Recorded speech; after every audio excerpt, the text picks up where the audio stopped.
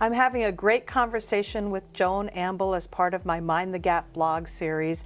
Joan serves as a board member on several boards, and she spent her career in financial services. And today we're going to talk about the topic of the importance of speaking up for yourself. So Joan, early in your career, you learned an important lesson about speaking up. Can you share that with me? I can. I'm glad you asked the question. Early in my career, I had a 2-year-old daughter. My husband was working a long-term commute. And so I was the primary parent responsible for the child, and I was working 7 days a week. It was ridiculous, and I was working with all men.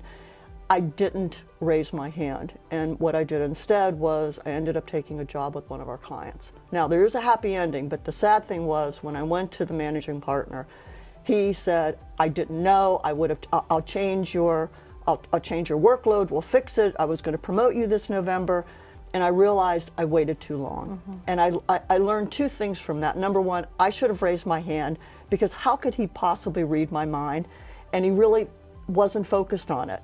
Number 2, he should have been a little bit more observant to understand, knowing my circumstance, how can she possibly work this many hours? So it was something that I took with me. There was a happy ending because where I went was a great career move, but it was a big risk, and it was really frightening, and it could have been avoided. So, you know, you've carried this lesson about speaking up through your entire career, and what are some tips that women can use? Because I think sometimes we're afraid to speak up and nervous about what the other person's going to say. So how would you approach it if you're nervous about it or contemplating either a different direction or just speaking up about something that's bothering you? You know, I think I put this under the label of difficult conversations. Okay. And that's something that we all wrestle with. I do as well, even today.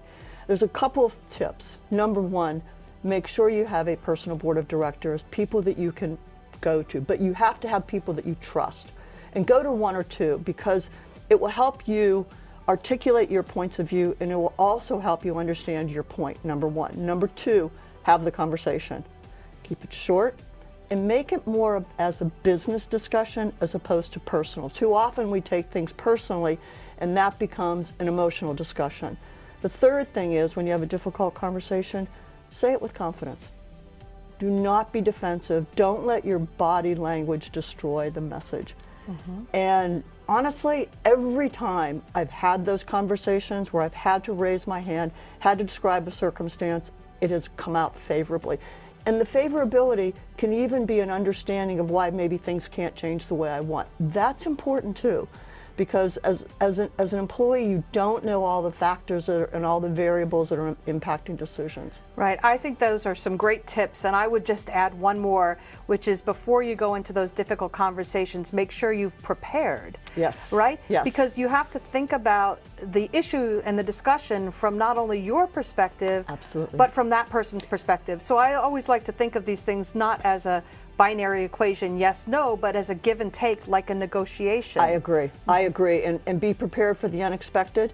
And don't be afraid, if you hear something unexpected, to go back, particularly if it hits a nerve, and say, you know, I want to give that some thought. Can we continue this discussion perhaps tomorrow or next week? Because, like, again, you don't want to have a knee-jerk reaction that could be interpreted incorrectly or negatively. Those are some great tips. Thank you. I love this conversation about speaking up, and we need to talk about it more and more. Thanks, Joan. Thank you.